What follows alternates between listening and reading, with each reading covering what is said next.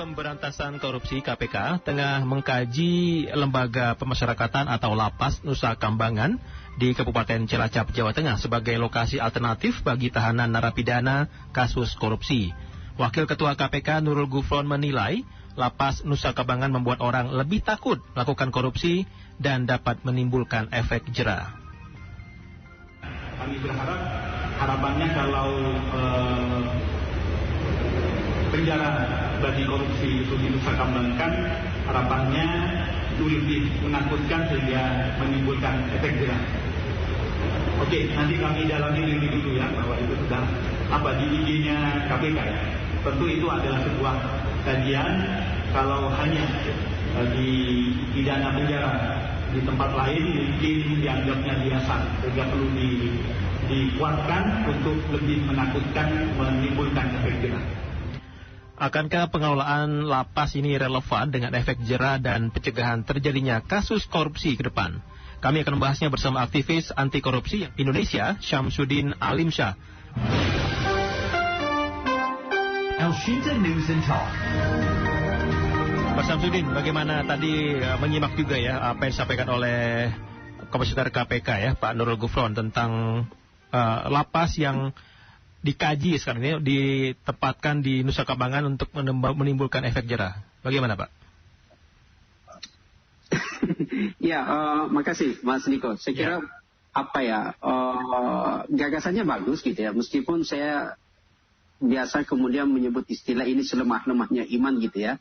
Seolah-olah kemudian kita sudah kehilangan akal untuk bagaimana mengatasi korupsi gitu ya. Karena bagi saya itu sesuatu yang tidak menyelesaikan masalah gitu ya, dan tidak menjamin gitu loh. Karena kalau kita membaca aspirasi masyarakat kan sebenarnya bukan di soal di mana mereka dipenjara gitu ya. Tapi itu bagus lah gitu ya. Setidaknya untuk katanya tadi kan logikanya menakut-nakuti ya. Korupsi itu bukan ditakut-takuti saja gitu ya. Nah, kalau kita membaca di aspirasi masyarakat kan sebenarnya setidak-tidaknya ada dua yang paling mengemuka gitu ya. Pertama, karena ini adalah kasusnya extraordinary gitu ya, kasus luar biasa, perbuatan yang memiskinkan masyarakat, membunuh secara pelan-pelan gitu ya, maka sejatinya hukumannya memang harus tegas. Aspirasi yang berkembang di masyarakat kan sebenarnya ada dua, yaitu adalah hukuman mati atau kemudian atau dimiskinkan gitu ya. Nah, bukan kemudian soal di mana mereka di penjara. Bukankah kita sudah memiliki suka miskin gitu ya, yang kemudian orang di sana justru orang baguslah namanya itu suka miskin, suka memiskinkan masyarakat, tapi kemudian mereka tetap kaya di dalam situ ya. Nah, itu saya kira yang harus kita lihat. Ada sebenarnya yang juga pada saat bersamaan ini kan sebenarnya bisa didorong, dipush betul secara maksimal gitu ya. Itu adalah sedang bergulir undang-undang perampasan aset gitu ya. Hanya saja kemudian judulnya bagus, sudah berproses di DPR, sudah selesai di tingkat balik, dan kemudian sudah pandangan praksi mini gitu ya, yang kemudian akan kita lihat apakah masuk di BAMUS gitu. Tapi judulnya bagus, sekali lagi isinya ya seperti dari beberapa kajian teman-teman justru itu belum bisa memberikan harapan yang maksimal. Tapi paling tidak sebenarnya adalah ini ada upaya yang bisa kita lakukan. Itu yang kedua gitu ya. Nah, yang hal lain yang sebenarnya bisa kita lihat adalah pada posisi KPK sendiri gitu ya. Sebagai lembaga yang meskipun harus disadari belakangan ini setelah undang-undang KPK kemudian dipertili kewenangannya dan komisionernya juga kinerjanya tidak terlalu menggembirakan gitu ya. Tapi sebenarnya ada hal yang bisa kemudian dilakukan oleh KPK untuk merespon kasus korupsi yang sepertinya memang masih terus menjadi kerjaan kita semua gitu ya. Pertama adalah yang harus dilihat, yaitu bagi saya usulan saya gitu ya, itu adalah berada pada strategi penanganan kasus gitu ya. Jadi tidak dengan menangani kasus korupsi itu tidak seperti dengan ada teori yang biasa kita sebut itu kan makan bubur gitu ya. Jadi kalau orang biasa makan bubur di pinggir jalan atau pagi-pagi itu kan caranya itu kan mengambil dari pinggir gitu, muter-muter. Nah, pas tiba waktunya itu kemudian sampai yang di inti itu tidak sempat dikonsumsi. Seperti itulah penanganan kita selama ini kan. Yang kita lihat ya mengambil dari level luar di tingkat bawah, tidak pernah langsung ke jantungnya gitu loh. Nah, ini harus kita lihat di sisi strategi. Yang saya menyebut bahwa sebenarnya paling tidak di KPK itu ada dua, yaitu adalah dalam hal penanganan kasus, yaitu memprioritaskan institusi mana sebagai target dan otak pelaku gitu ya. Jadi kan korupsi ini kan terjadi di mana-mana gitu loh. Yeah. Tapi kemudian apakah ia semua akan digarap dengan operasional, dengan tenaga yang terbatas? Tentu semua harus digarap, tapi kan ada prioritas. Yang tentu pendekatannya karena ada efek, bisa memberikan efek yang luas gitu ya. Kalau misalnya kita ingat periode-periode sebelumnya KPK itu kan misalnya menjadikan targeting adalah pada pejabat yang level atas. Meskipun misalnya kasus korupsinya agak tidak terlalu besar, tapi kalau dia jabatannya tinggi, misalnya ketua Mahkamah Konstitusi, itu kan memberikan efek yang begitu luar biasa gitu ya, atau menteri dan macam-macam.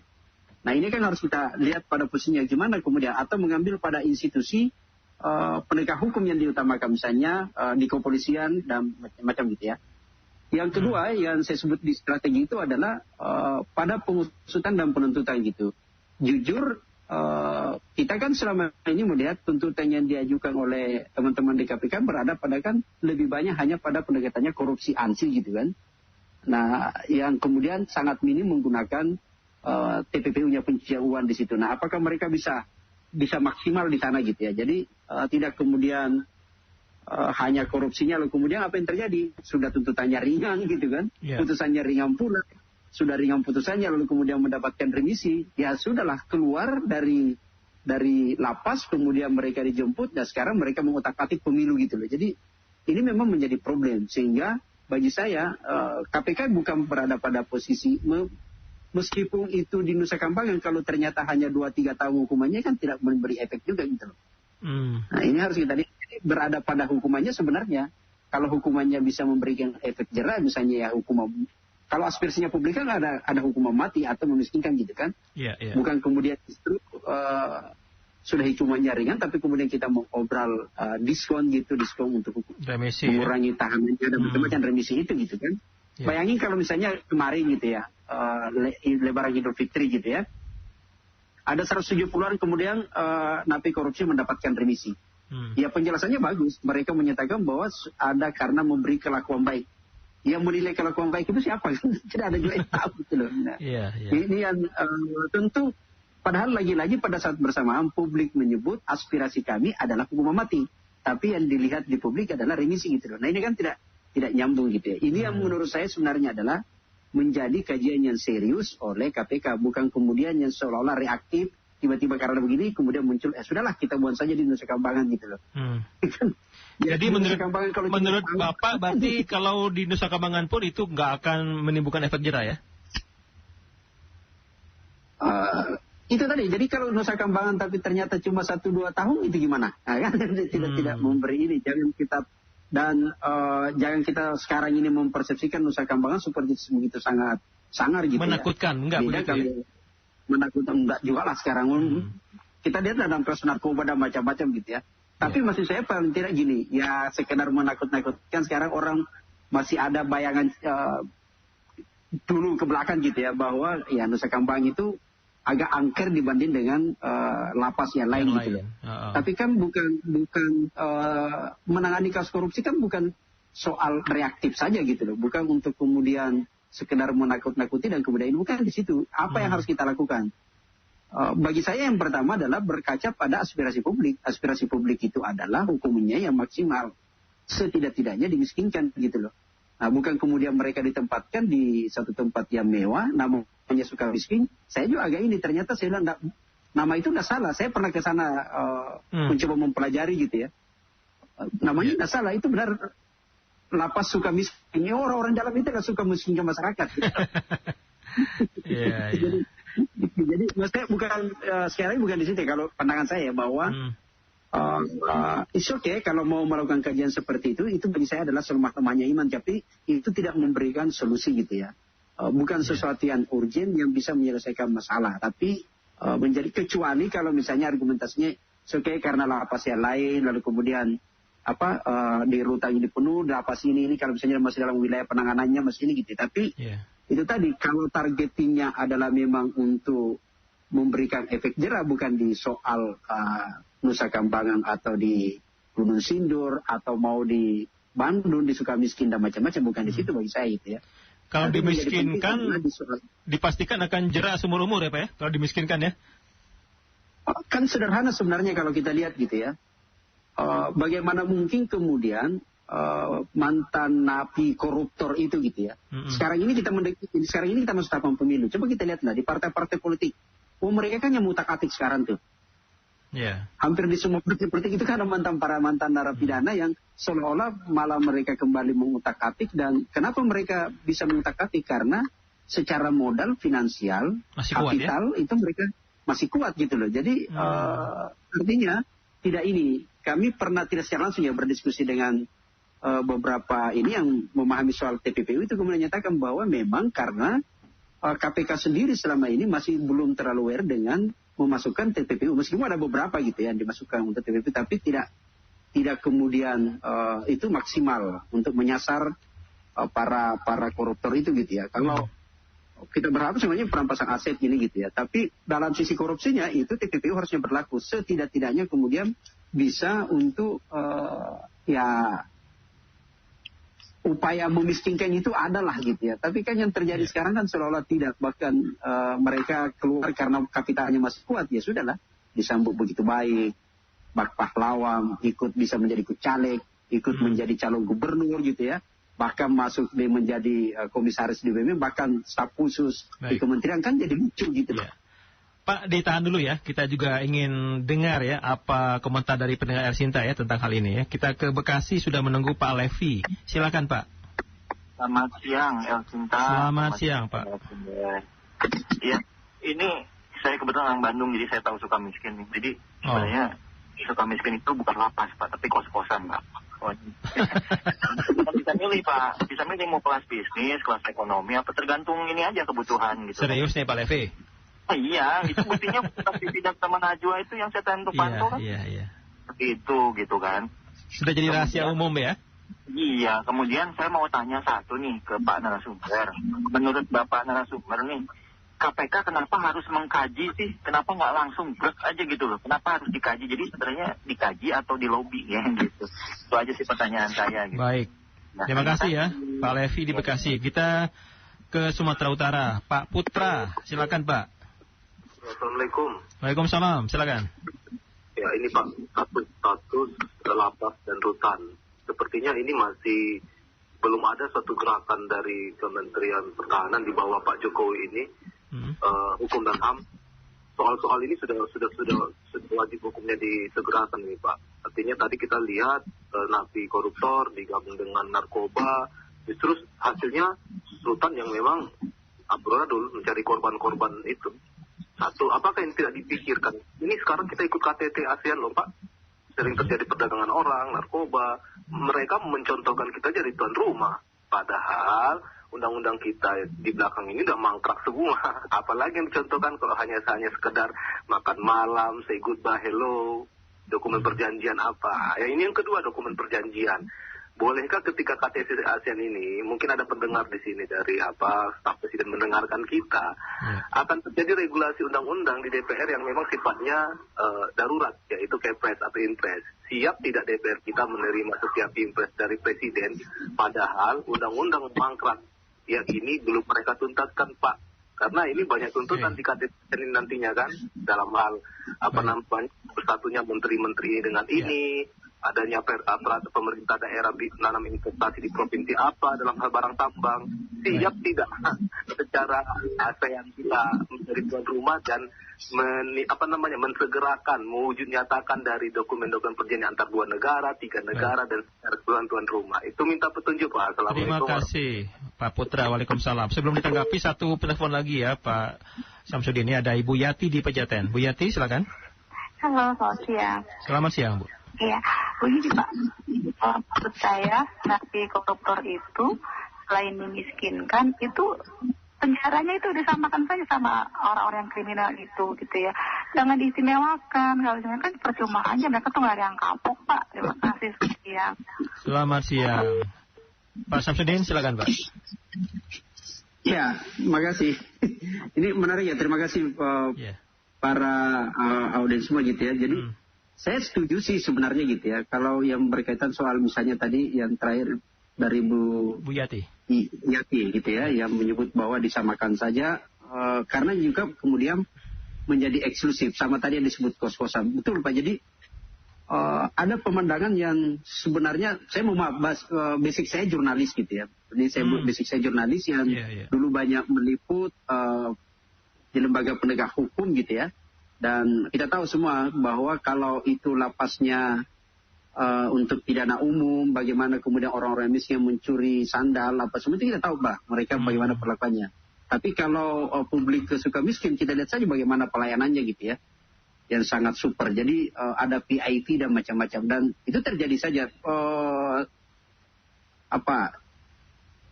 Begitu pertama kali dibuka pembatasan untuk pada masa pasca COVID itu, kemudian kami kebetulan saya jalan-jalan ke sana gitu ya.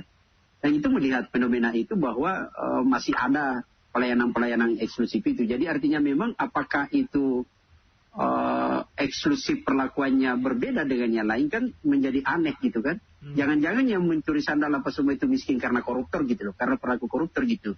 Sehingga kemudian bagi saya harusnya memang pelaku koruptor itu hukumannya jauh lebih berat daripada orang-orang yang ini. Bukan berarti kita membenarkan tidak ada umum yang pencuri dan macam-macam gitu. Tapi saya selalu menyebut bahwa yang namanya pencuri dengan koruptor tak berbeda. Ada yang menyatakan ini hanya soal bahasa saja. Tidak, bagi saya tidak. Karena koruptor itu kan sebenarnya dia dilakukan hanya orang-orang tertentu yang memiliki kekuasaan, memiliki kewenangan, dan punya kemampuan untuk mengakali regulasi. Bagi orang-orang yang tidak mampu melakukan regulasi tidak bisa korupsi. Nah, bagi orang-orang yang tidak memiliki kewenangan tidak akan bisa korupsi. Nah, yang bisa korupsi itu mereka. Kita lihatlah misalnya, jangan salah, yang penghuni-penghuni di Sukamiskin adalah orang-orang yang misalnya ada mantan ketua DPR gitu loh, ada mantan ketua dia pernah menjadi hakim konstitusi, pernah menjadi menteri hukum dan HAM gitu loh. Yang bahkan mereka yang yang kemudian bertanda tangan meresmikan lapas itu gitu ya. Jadi itu menjadi cerminan gitu ya. Atau gubernur, bupati ada semua di situ. Yang saya khawatirnya kalau kemudian mereka di dalam gitu ya, berkumpul sama mereka, bukannya mereka kemudian untuk melihat fenomena-fenomena yang terjadi dengan masyarakat sekitar, tapi justru dalam membuat kelas-kelas baru. Karena mereka ini kan eksekutif sebenarnya semua gitu ya. Yang kemudian bisa justru membuat konsolidasi apa yang terjadi. Kalau kita lihat yang ramai pertemuan di sana adalah tetap pertemuan para politisi dan macam-macam di situ. Ini yang tidak memberikan efek jerah. Nah, berkaitan soal yang di pemindahan ke untuk lapas dan atau rutan gitu, yang kemudian ada kajian kenapa KPK memberi kajian. Sebenarnya kalau kita berbicara di lapas itu kan sebenarnya orang yang sudah memiliki putusan gitu ya, hakim sudah memberi putusan, sudah dinyatakan ingkrah, lalu kemudian menjadi kewenangannya adalah di Kementerian Hukum dan HAM ke sana gitu ya. Mungkin KPK mengkaji bagaimana untuk mengusulkan. Kalau dia masih dalam status tahanan KPK kan bisa istilahnya titipan gitu ya. Nah, memang menjadi kemudian menarik kalau kemudian KPK justru kajiannya apakah penting untuk mereka lobby ke Nusa Kambangan atau kemana gitu. Padahal bagi saya KPK bukan salah ya, tapi maksud saya adalah ada hal yang lebih priority yang saya sebutkan tadi, yaitu adalah bagaimana KPK itu memberikan grand design strategi pemberantasan korupsi yang memang betul-betul efektif gitu ya, dengan melihat bahwa sekarang ini kita tidak bisa tutup mata, tidak bisa bantah lagi bahwa indeks persepsi korupsi kita kan turun anjlok betul gitu ya. Jauh dari ini adalah sepanjang sejarah KPK yang paling turun gitu loh. Nah, harusnya kan mereka kemudian melakukan elaborasi secara betul-betul untuk kemudian mengkaji apa yang terjadi. Kalau dia memang orang-orang di KPK itu serius dalam upaya pemberantasan korupsi, bukan sekedar ingin disebut pimpinan KPK gitu loh. Jangan-jangan juga mereka memang tidak serius gitu kan, karena kan mereka juga ada banyak masalah di sana kan di situ. Itu yang menurut saya. Baik. Sampai kemudian akhirnya mengalihkan yang isu yang menurut saya tidak terlalu penting bagi publik untuk mau di Nusa Kambangan atau tidak, sekali lagi gitu ya. Karena bagi saya bukan soal tempat, ini soal bagaimana kita menempatkan hukuman itu kepada para koruptor itu. Itu menurut saya gitu. Iya. Saya bacakan komentar yang masuk ke WA. Pak Sony di Kota Bandung katanya, saya pesimis hukuman untuk koruptor. Mau di Nusa Kambangan kayak mau di planet mana kayak katanya koruptor nggak bakalan kapok. Yang adanya ketawa katanya. Kata Pak Sony, miskinkan saja. Lalu Pak Sony bilang, beliau nih asli anak Cilacap, nggak rela Nusa Kambangan untuk koruptor. Waduh, tersinggung nih putra Cilacap. Buyan Pak Alikin. Harus itu. Pak Alikin, mau Kalau saya ditempat. Mas gini. Ya, saya bacakan dulu ya Pak ya. Saya bacakan dulu di komentar ya. Mau Pak Alikin, mau ditempatkan dimanapun, di Guantanamo sekalipun, koruptor tidak akan berpengaruh dan takut. Kalau bisa dimiskinkan, dirampas hartanya, dibina akhlak dan imannya. Waduh, keren ya. Pak Bodong, Indonesia kalau pengen maju, koruptor harus dihukum mati. Contoh negara Cina, katanya. Kemudian WA lainnya dari Pak Don Prabowo, topiknya menarik sekali, saya tetap memilih hukuman diperberat. Dimiskinkan, jika perlu pajang fotonya di media massa, tidak perlu melihat di mana mereka dihukum. Pak Raden Dayat, mau efektif mau kagak, napi korupsi, ngekos di Nusa Kambangan, laksanakan saja. Kok banyak yang ketakutan ya, bikin penjara baru yang dikelilingi buaya, baru pada kapok.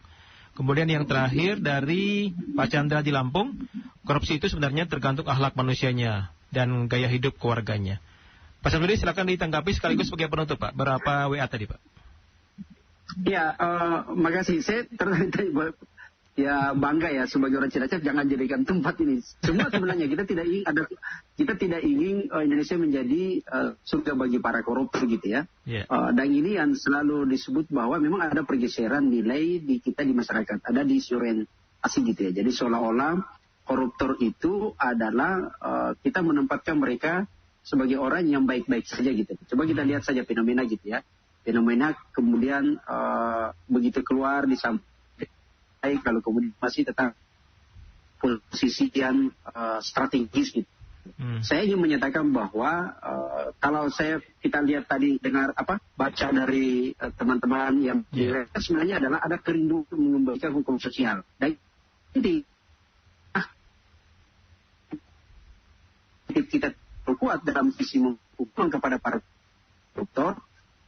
Harapan terakhir sebenarnya adalah hukuman sosial saja. Memang sekarang ini jadi problem karena di tengah-tengah itu justru kita terjadi kehilangan disorientasi gitu ya. Nah tapi tidak ini saya menemukan bahwa penting sekarang ini sebenarnya adalah ini memberi maksud ya, ini adalah masa di mana fase pendaftaran calon anggota legislatif. Yeah. Calon anggota legislatif itu untuk seluruh Indonesia, DPR RI sampai DPRD kabupaten kota, itu kita membutuhkan sampai 400 lebih kursi, caleg gitu ya.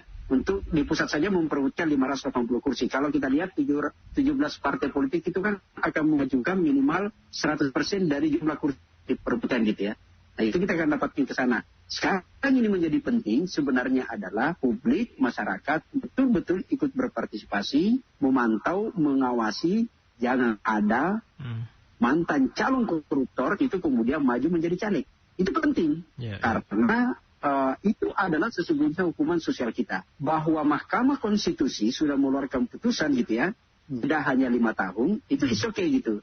Tapi bagi kita publik sesungguhnya adalah kalau percaya bahwa di 170 juta penduduk ini pasti banyak orang yang baik, pasti banyak yang lebih berintegritas, ya kita berikan ruang-ruang itu kepada yang berintegritas gitu ya. Bukan kita berarti tidak memberikan maaf kepada orang mantan napi itu, kita kan secara personal, tapi dalam visi jabatan bersama itu tidak bisa karena mereka sudah pernah disumpah, jangankan untuk ini gitu, sudah disumpah personal dan mereka mengkhianati sumpah itu kan.